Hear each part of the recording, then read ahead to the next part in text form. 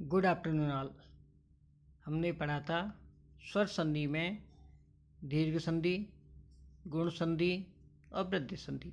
उसी क्रम को आगे बढ़ाते हुए आज हम पढ़ेंगे यण संधि। यण संधि की परिभाषा है जब ए और ई के बाद अ आता है तो यह हो जाता है। क्या? जब ए ई के बाद अ आता है तो यह हो जाता है। ऊ के बाद अ आता है तो वह हो जाता है। तो छोटे ऊ और बड़े ऊ के बाद यह अ आता है तो वह हो जाता है। तथा रे ऋषि वाला जो होता है के बाद अ आता है तो र हो जाता है।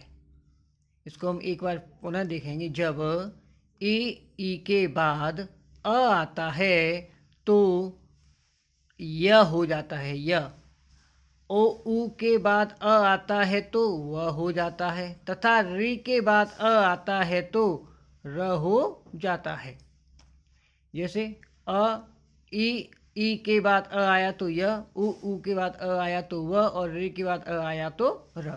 आज हम केवल एक ही उदाहरण देखेंगे।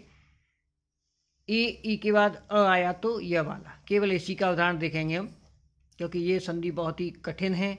इसको बड़े ही ध्यान से आप समझेंगे तब आपकी समझ में आएगा।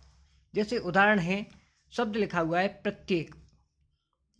बस हमें इतना ध्यान रखना है कि इसमें एक तो यह अनिवार्य आएगा या यज्ञ, और इस पर किसी न किसी स्वर की मात्रा लगी होगी।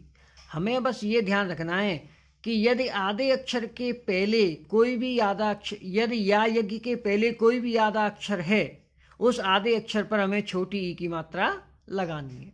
यदि किसी शब्द में या यज्ञ के पहले आधा वर्ण आता है तो हमें उस आधे वर्ण पर छोटी ई की मात्रा लगानी है। उसके बाद संधि का निशान लगा करके या यज्ञ पर जो मात्रा लगी हुई है या यज्ञ पर जिस स्वर की मात्रा लगी हुई है उसको लिख करके अंतिम वर्ण को लिख देना है। जैसे प्रत्येक शब्द है तो या यज्ञ से पहले आधा त में हमने क्या लगाई? छोटी की मात्रा लगाई, धन संधि का निशान लगाया। अब हम देख रहे हैं कि या यज्ञ में किसकी मात्रा है? छोटी ए की, छोटी ए लिखी और बाद की का हमने लिख दिया। अब देखो ई के बाद ए आया तो ये हो गया। इसमें संधि में होता क्या है कि ई के बाद यदि अ आता है तो य, आ आया तो या, ऊ आया तो यू, और ऊ आया तो यू, ए आई तो ये, ओ आया तो यो। यानी जैसे जैसे मात्रा बढ़ती चली जाती है उसी तरीके से यह पर यह मात्रा लगती चली जाती है। जैसे प्रत्यंचा, जैसा मैंने बताया आधे अक्षर पर हम किसकी मात्रा लगाएंगे? छोटी की मात्रा लगाई। अब यह पर किसकी मात्रा है? अंग की मात्रा है, तो अंचा हमने लिख दिया, अंग लिखा और चा लिख दिया। तो ई और यंग बराबर क्या हो गया? यम। एक और देखेंगे अत्यधिक, फिर वही आधे अक्षर, यह से पहले आधा अक्षर, आधे अक्षर पर मात्रा छोटी ई की मात्रा। उसके बाद क्या है? अ पर किसकी मात्रा है? य पर अ की मात्रा है, तो अधिक। तो एक के बाद अ आया तो क्या हो गया? यह। एक और उदाहरण देखेंगे अत्यंत, आधा त है, वही बात है। यह से पहले आधा अक्षर हो तो उस पर छोटी की मात्रा लगाएंगे तो अते। अब या यज्ञ पर जिसकी मात्रा है, किसकी मात्रा है? अ की, तो हम इस तरीके से भी अंत लिख सकते हैं और इस तरीके से भी अंत लिख सकते हैं। तो ई के बाद अ आया तो यह हो गया। एक और उदाहरण देखेंगे पर्यावरण। देखो आज हम केवल ई के बाद अ आने पर यह होता है, यही वाले उदाहरण पढ़ रहे हैं, इसीलिए एक ही मात्रा के मैं उदाहरण आपको बता रहा हूँ। पर्यावरण, तो देखो पर्यावरण र ऊपर चढ़ा हुआ है, इसका मतलब क्या है? इस पर ई की मात्रा लगानी है। आधा अक्षर है र, तो परे धन, यहाँ पर किसकी मात्रा है? आ की, और ये वर्ण हम लिख दिया आवरण।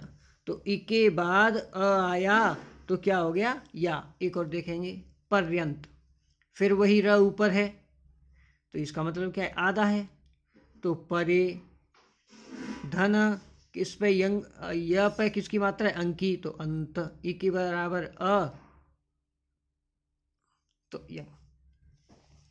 एक बार पुनः देखेंगे इसमें क्या होता है। जब ई के बाद अ आता है तो य, उ के बाद अ आता है तो व, तथा री के बाद अ आता है तो र हो जाता है। जिसमें आज हमने केवल एक ही उदाहरण पढ़ा कि ई के बाद अ आता है तो यह हो जाता है। आप सभी अपना अपना होमवर्क चेक कराया करें और मुझसे पूछ लिया करें आपको कोई भी परेशानी हो उसे। आज का गृह कार्य है अत्यल्प, सख्यागमन, अत्युत्तम, अभ्युदय, नध्यागम शब्दों का संधि विच्छेद कीजिए और मुझे बताइए। कोई परेशानी हो तो आप उसे पूछ सकते हैं। धन्यवाद।